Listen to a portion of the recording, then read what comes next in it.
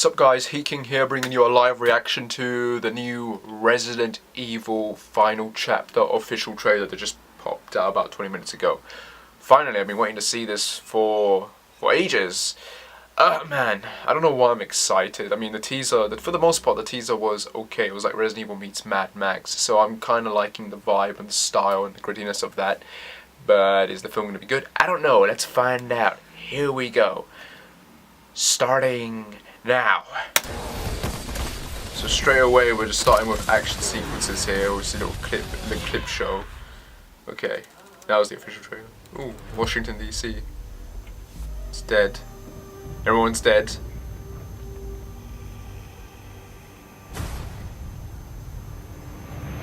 I can't remember much before all this started. Sometimes I feel like this has been my whole life. So this is kind of the beginning of the movie then with the flying thing. Okay. BSA truck.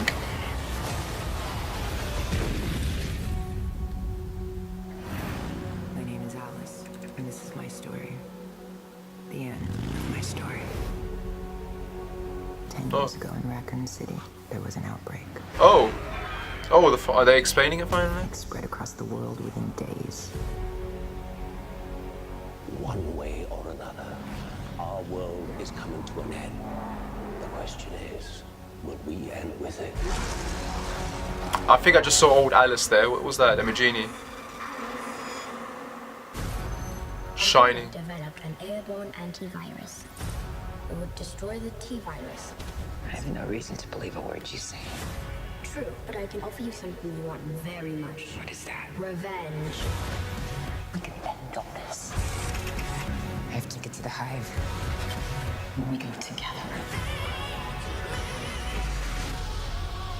What are we gonna do? We're gonna kill every last one of them.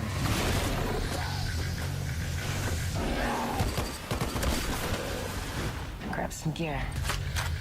This looks good. Like, I'm liking the Hydra. This is what I do.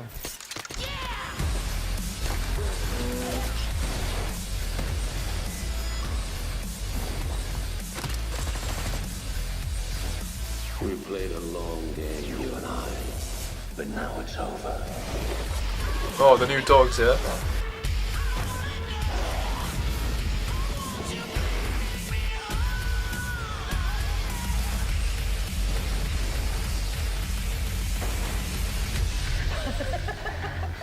Is that all you got? Because if it is, I'm gonna have to kill you.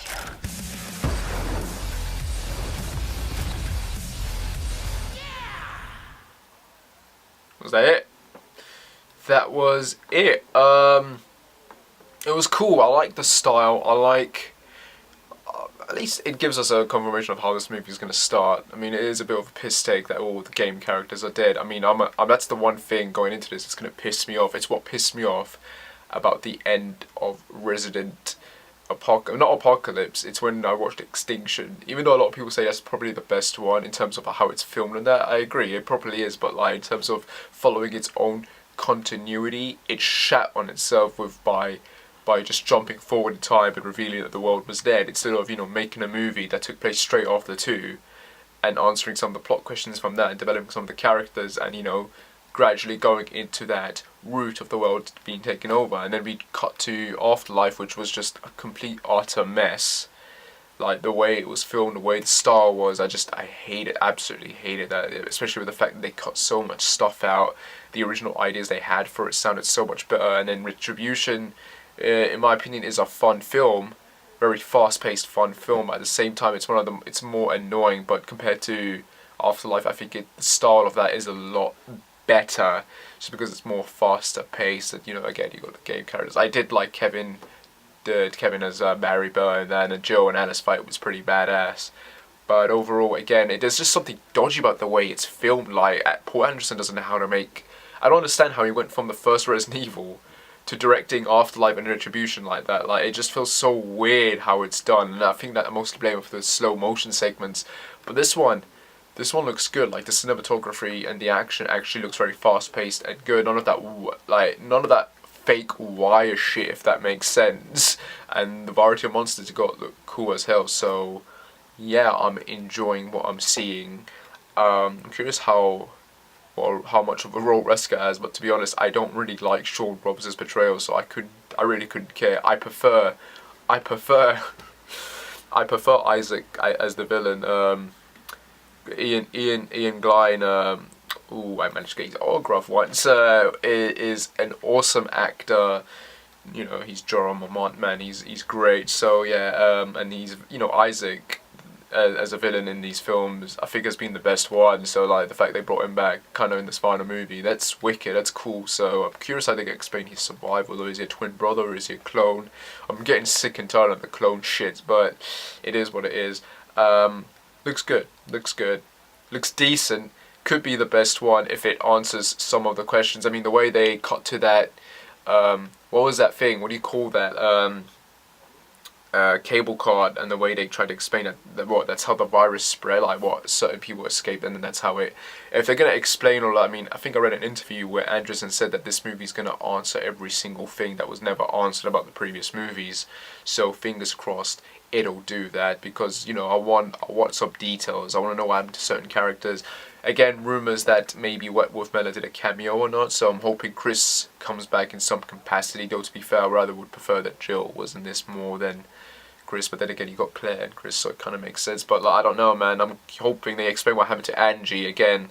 The novel answers it. Those first 3 novels that were based on the first 3 films were really good as well.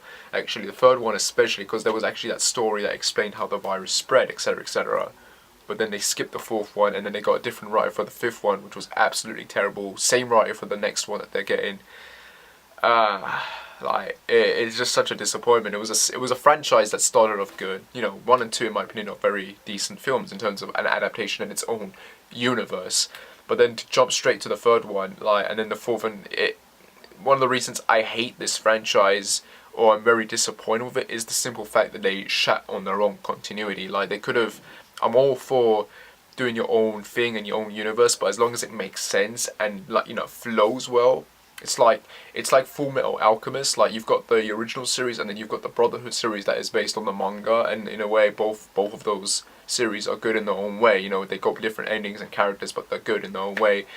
That's kind of how I see this, but this is just a bad attempt at that. Like, it started off good and it just kept going down and down. This is that last chance to end it at least on a high note as you can get, so fingers crossed they do that.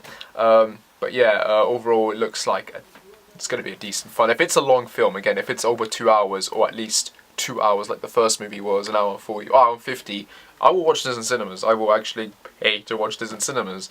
So far I've only seen the 3rd one, but I've not bothered watching the rest just because they're short ass movies. I don't pay to go to the cinema to watch an hour and 10 minute, hour 20 minute movie.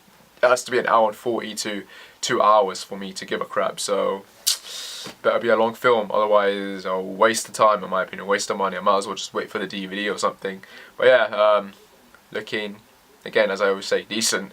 But yeah guys, hope you liked that reaction and my discussion review on this. As always, like and subscribe, whatever, and I shall see you when I shall see you. Take care and bye.